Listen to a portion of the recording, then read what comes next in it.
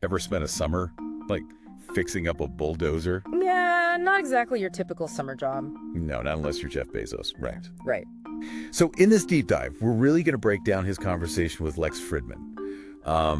We're going way beyond, the typical headlines about Amazon, about Blue Origin. We really want to uncover the man behind these companies. Yeah, there's a lot more to him than meets the eye.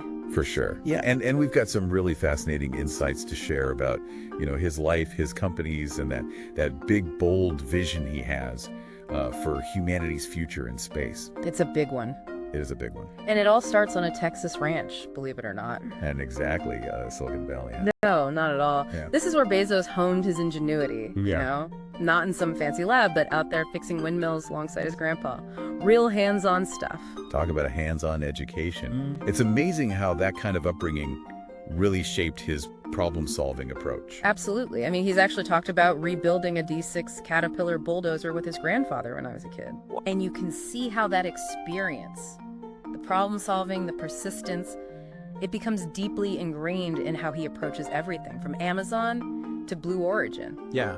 It wasn't just about fixing machines, though. It was about developing a mindset, this belief that with enough ingenuity, you could tackle any challenge. It's pretty inspiring in a way. And it's kind of wild to think because he almost went down a totally different path. Like, theoretical physics was his first love. Yeah, can you imagine Bezos as a physicist? I mean, it's fun to think about. It is.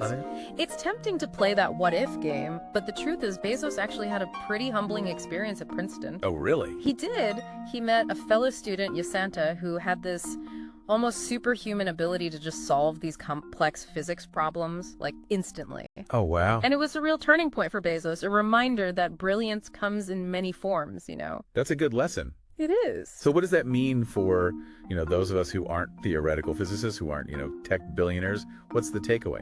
Well, I think Bezos often talks about the importance of, wandering intellectually. Yeah, it's not about being the smartest person in every room. It's more about being open to exploring, to trying different approaches, even if they seem a little outlandish at first. It's about being comfortable with that initial messiness of problem solving, not being afraid to experiment, to kind of iterate your way to a solution. Exactly. It's like he's able to see this glimmer of potential in something that other people might overlook, like, say, a broken down bulldozer. Right. Or, even the potential to completely revolutionize online book selling. Yeah. It's funny, though, we're talking about a broken down bulldozer, the potential of online book selling, but that ability to see potential, that's what led him to Blue Origin, too, right? Yeah, absolutely. But this isn't just about launching rockets. This is about, building a road to space for everybody. Exactly. And Bezos talks about a future, with 1 trillion people living in the solar system. 1 trillion? 1 trillion! It sounds crazy. That sounds like sci-fi. It does sound like science fiction, but he's being completely serious about it. Yeah. He truly believes that to make that happen, space needs to be more than just a playground for, governments and billionaires. Right. It needs to be accessible. It needs to be affordable.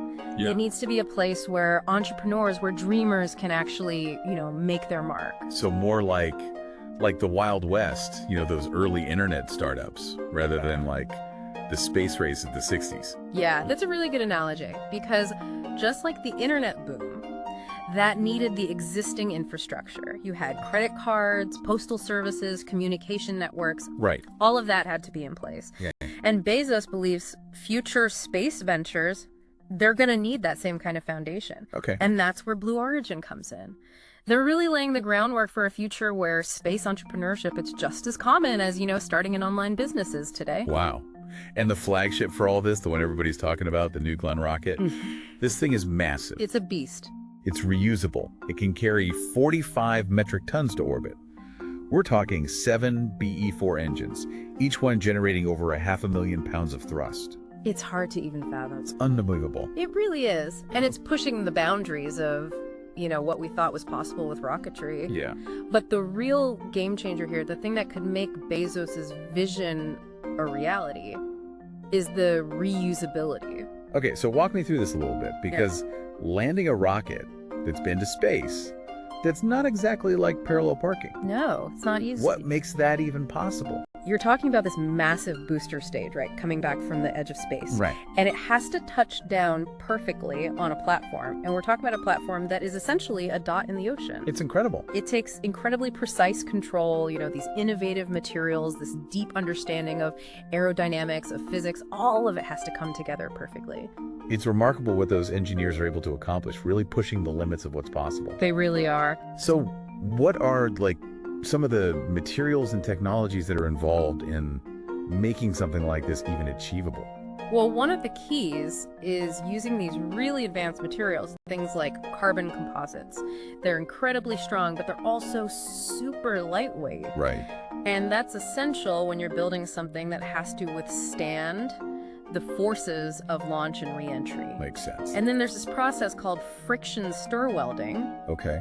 And what this does is it creates these incredibly strong, seamless joints, and you don't need any added heat or filler material. It's like they're building with space-age Legos. Right. But on this massive, mind-bending scale. Exactly. And I think just as impressive as the engineering itself is the leadership behind it. Bezos has these unique principles that have become kind of legendary in the business world. Yeah. But they're really relevant here in the context of blue origin and space exploration. Like his famous day one mentality, right? Yeah. I've heard him talk about that before, but what does that actually look like in practice? So it's about resisting that urge to rest on your laurels, right? To get complacent. Right. Bezos believes that every day should feel like it's the first day of your startup.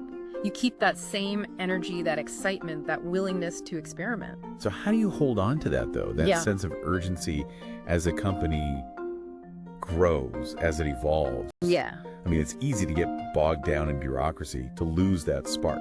For sure. And it's a constant challenge, but Bezos has another principle for that: disagree and commit. Okay. He really encourages vigorous debate, making sure that you're getting these different viewpoints on the table. Yeah. But then once a decision is made, everyone commits fully, even if they disagreed initially. So no backstabbing, no passive-aggressive undermining after the decision is final. Exactly. It's about respecting the process, understanding that dissent is valuable, when you're in that decision-making phase. Right. But unity is essential for execution. Makes sense. And I think this commitment to hearing different perspectives, to really understanding what customers truly need, it ties back into Bezos's almost fanatical focus on the customer. Well, he's definitely got that reputation for sweating the small stuff, for obsessing over these little details that most people wouldn't even notice. Totally. He calls them paper cuts. Paper cuts. Yeah, it's like these little points of friction in the customer experience. Okay. And he is relentless about eliminating them. Like, think about the buy now with one click button on Amazon. Oh, I mean, can't imagine life without it now. Right. And it seems so simple, but at the time it was revolutionary. Yeah. Bezos recognized that even the smallest obstacle, an extra click, a few seconds of waiting, it could be enough to deter a customer. Wow. And he applied that thinking to everything Amazon did. It's amazing how those tiny details, those little moments of frustration, they can really add up. Mm-hmm. And it makes you wonder, how does Bezos view the bigger picture here? Because with all the advances we're seeing in AI, how does he see technology shaping humanity's future? Both here on Earth and in that future he talks about, with 1 trillion people living out there in the solar system. Well, Bezos definitely sees AI as, a double-edged sword, full of immense promise, but also potential peril. And I think what's fascinating is his belief that these large language models, these things like ChatGPT, they're less like inventions and more like discoveries. They're things we're still learning about, still trying to fully wrap our heads around. Like we've stumbled into this uncharted territory and we're not quite sure what we'll find. Exactly. But here's where it gets really interesting. Bezos believes that AI could actually help us to overcome some of our biggest challenges. Okay. That it could potentially even save us from ourselves. But he also stresses the importance of long-term thinking here. Not getting so caught up in the hype cycle that we lose sight of the bigger picture. Because he worries about the shrinking of our attention spans, those constant distractions of the digital age. It's like he's telling us to maybe pump the brakes a little bit, just to make sure that we're thoughtfully steering this ship instead of just letting it hurtle forward on autopilot. That's a great way to put it. He wants us to step away from our screens, engage with books, reclaim our ability to, really think deeply and critically about the world that we're creating. Yeah. That's a good point. And I think if Bezos is right, if we are on the verge of unlocking all these unimaginable possibilities in space and beyond, it begs the question, what role are you going to play in all of this? That is a great question to end on. What will your contribution be? Something to think about.